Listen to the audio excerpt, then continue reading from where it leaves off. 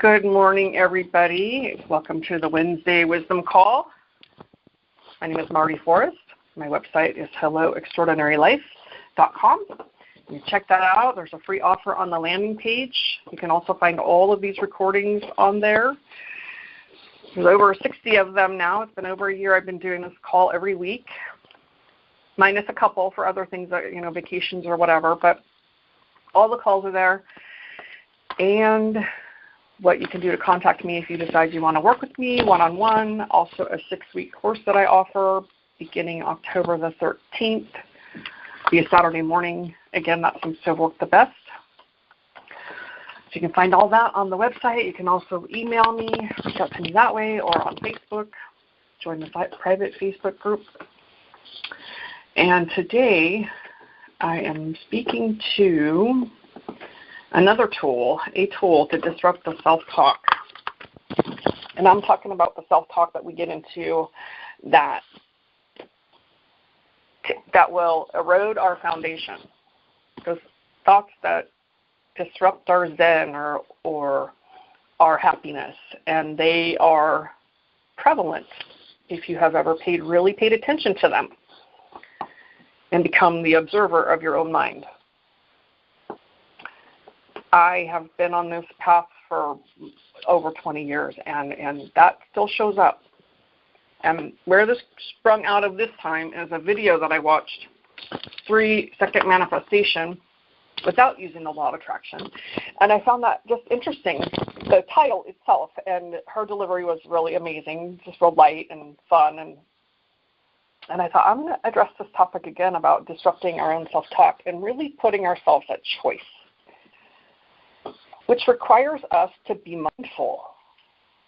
I have not found an easy way that just I've arrived. It's a path that I just keep revisiting, and it gets a little easier each time. And as I started to pay attention to the thoughts that were showing up after watching this video, I can tell you it still shows up, that negative self-talk, those little subtleties. Some of them are super obvious, and some thoughts are a little less obvious by the choice of our words. Simply like if financial fear is a big one, and that has shown up recently for me. The other ones are the words like I want, or I need, or I should. Those place an expectation and a space of always wanting, always needing, and always shoulding. And it places that expectation or pressure, self-imposed, that I must do something more, and it's never enough. Putting ourselves at choice shifts our brain, because that negative path that we take and the thoughts that we take, depending on how far down the road we go, they can take over and they just run amok.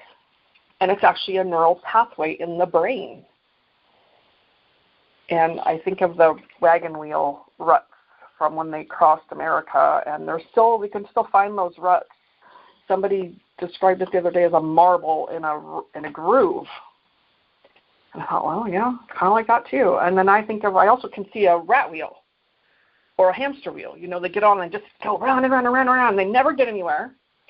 They get some good exercise physically. But I think of that in my mind. I'm just on that rat wheel, running around and around and around, the same thought, never getting anywhere. And when I become mindful and aware, I can choose. I can choose to get off anytime I want. But it takes me being mindful and aware. I haven't found that it just happens. It requires me being aware, and I call it vigilance. I'm vigilant about my thoughts. And as I started practicing this, after this video I watched, I noticed even more. And I'm pretty good. I'm pretty mindful a lot of the time. Most of the time I don't live in that negative space, but I started to notice those subtle things that were showing up. And and it's a cue. There's usually a cue in my body that will tell me that I'm in that thought process. I woke up at 5 o'clock this morning and started in about my day, and I'm puppy sitting today because he's got a broken leg and he can't be left alone, and all the things I have to do, and wow, I immediately get hot. That's my symptom, is I get hot when I start down that fear path or a negative thinking. How do I disrupt that? It's like throwing a wrench in the bicycle tire. You go hit, you could go acid over tea kettle. By doing that, you have to stop it. There has to be a disruption. So when we put something in place first, we know this happens for us. We know we get on that track. We know something that sets us up. We know when we start paying attention, we figure out what our trigger is. Maybe we already know what it is, those things that trigger us. And then the more we learn what those are, the more you learn what more are. Once we put something in place before we're triggered, then we can start defaulting to that. That's the disruption. So the video that was, what are you manifesting? That was the question. If I'm on a negative track, what am I manifesting? Look at your life. What are you attracting to you? You know what you're manifesting. What kind of people are coming into your life? What kind of situations are happening in your life? It's all about perspective, right?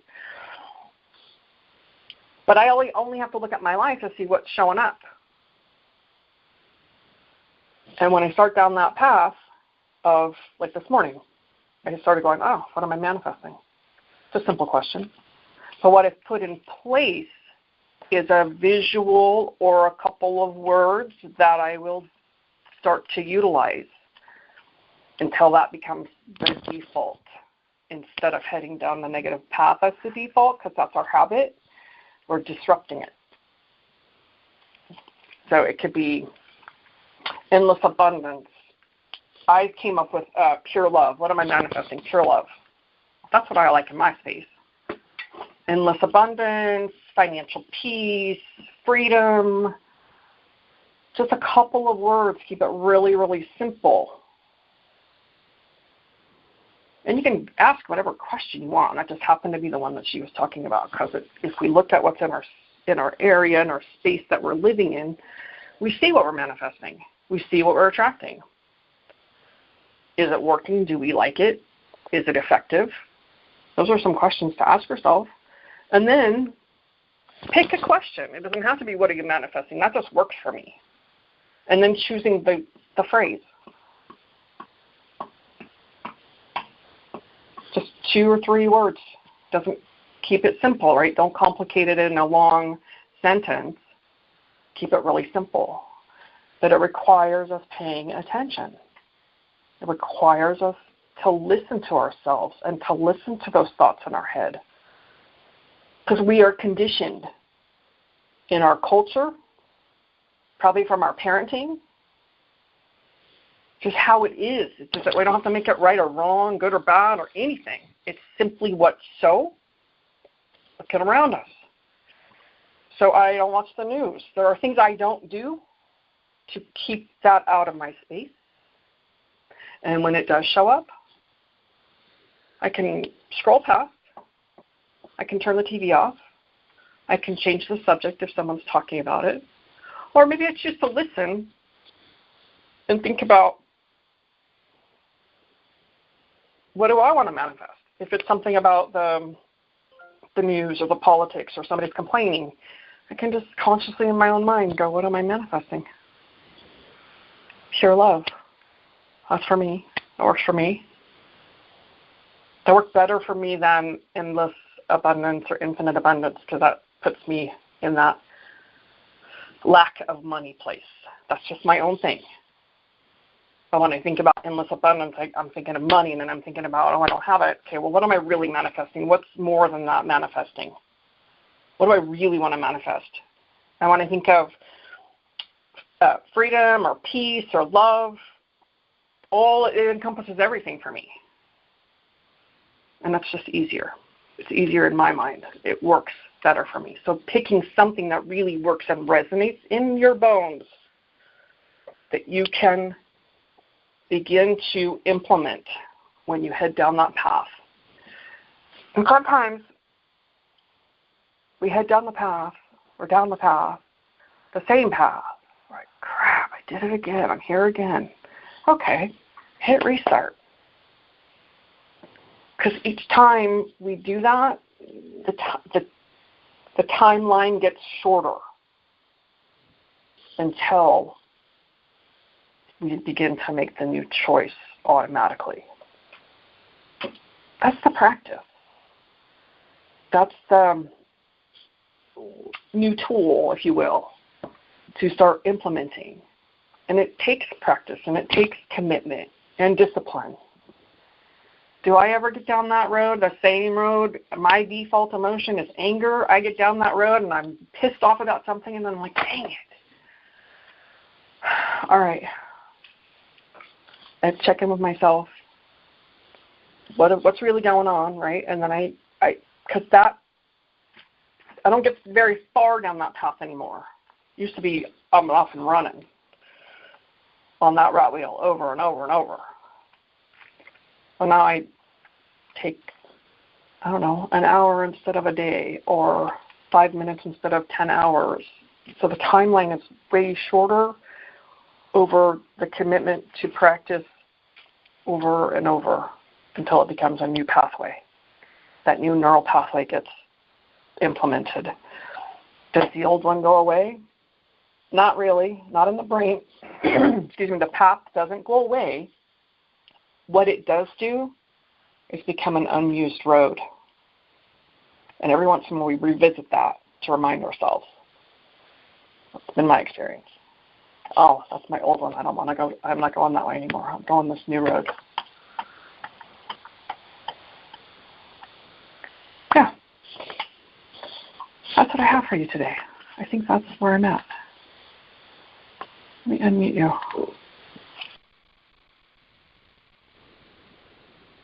All right. I didn't talk as long as I usually do, but I think I'm good with that. Anybody have anything they would like to share? What did you get? How did that resonate for you?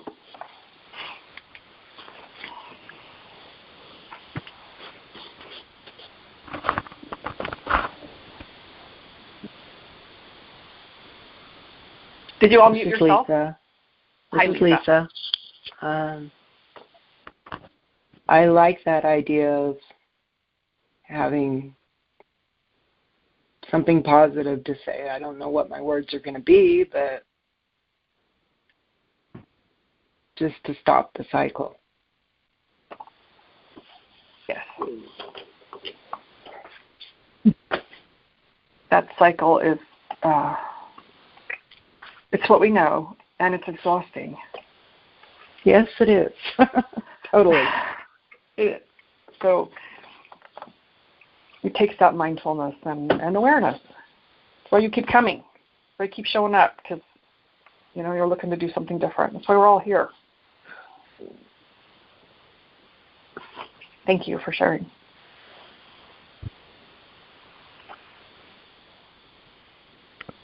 This is Cole. For me, it's a couple of things. I'm with a very broad approach. Some would call it ADD, instead of just focusing on one or two things. And I'm really good at yes. I'm very bad at no or not now. Yeah. So I really get caught up in am I enough versus I'm okay. And one thing that's helped me out is taking and then staffing the Legacy Discovery Weekend with Mentor, Discover, Inspire, MDI, which is a men's organization that gets men into purpose. And so on a daily basis, I get caught up in mundane things that don't serve my purpose. And so I can ask that question, am I on purpose? The other thing that helps me out from my medicine teachings of like Marty 20 years is I have an inner commander, and I have a name for him, Lochiel, who's an old chief of the clan Camerons from Scotland, where my natives are from. And he has an interrupter that scans the horizon of incoming, because you've got this list of things that haven't worked. And so when you have a similar situation in today that is much like its origin of 10, 15 years ago, you can say, oh, more of that. Oh, okay. Yeah. And then use that little simple phrase that Marty brought into the picture of, oh, I'm still okay, or I still have freedom, or I'm still in pure love, or whatever your words are. And like you said, Marty, it's a practice. You know, another line that I hear regularly is it takes 30 years to change a routine. And, you know, it gets better and better if you're really wanting it. And sometimes you have to have something pretty negative impacting you to say, I really want it, instead of just going along. The driver sometimes. Yep. What did you say, Marty? So that's my 2 cents. Thank you, Cole. I said the pain is the driver sometimes. Yeah. Unfortunately. Yes. What I've experienced and what I've witnessed of others is the threshold of pain is less the more we become aware and mindful in our life. It doesn't take nearly as much to be aware and to realize that, oh, that's that pain body that I'm working to be different. So it doesn't take nearly as much as maybe it did for us, Cole, 20 years ago, as long as we've been doing this. I know Lisa's been on this road for a long time, so as long as we've been doing it, it just becomes less, that pain threshold, or how we measure it. It doesn't have to take much now to touch it, and I go, oh, all right, there it is, like you were talking about, Cole. There it is. Oh, let's do that new thing we decided. Or how much we will tolerate. Oh, sorry, what did you say, Lisa? Or how much we will tolerate. Oh, yes, your tolerance level of abuse or whatever that is. I'll just leave it generic like that, abuse. Yes, it becomes less until it becomes, we've either healed that wound and it doesn't affect us the same way, or we simply don't attract it anymore. What I try to do when I get into the negativity, I ask myself, what the hell are you pissed off about? You know, what awesome things are going on in your life? And when I list the good things in my life, the negativity decreases or disappears. It does. It's an amazing tool. Yeah. I have to stop doing the same things over and over, expecting different results. So that tool does work for me most of the time. But in real crisis, if I feel like I'm in a real crisis, I just go back to my old ways. It doesn't take long, I'll tell you. You can practice the best you can, but sometimes that garbage creeps up. It does. And then you just work through it. Yes. This is Cole again. One of the things that comes up for me when you talk about old ways is, for some, that can become the new norm, even though it's a much lower bar than where you really want to operate at. And that can drag and keep you down. The other thing that comes up for me in this conversation is when the same really terrible thing comes up as an original impact on you, then you have that opportunity to do that deeper work on that particular topic, issue, trauma, that can eliminate, not really eliminate, but at least reduce that returning negative, whatever it might be. Complete. Thank you. I was thinking as she said that, Lori, as you said that, I thought, sometimes sometimes when we know we're in that place, we're on that rat wheel, I'll call it. I'll give myself a time limit. Yep. Just to allow myself to run it. Just run it for 5 minutes. Just be in it. And then in 5 minutes, I get off and I go do something else. Sometimes I have to go do something else to distract myself from the feeling because I can't quite get to the thought of what am I manifesting. So sometimes it takes something a little bit different. I'll stop there because I don't want to get too many other things in that. I really wanted to just talk about that, like really disrupting the thought, because that's what it takes to create that new neural pathway in our brain.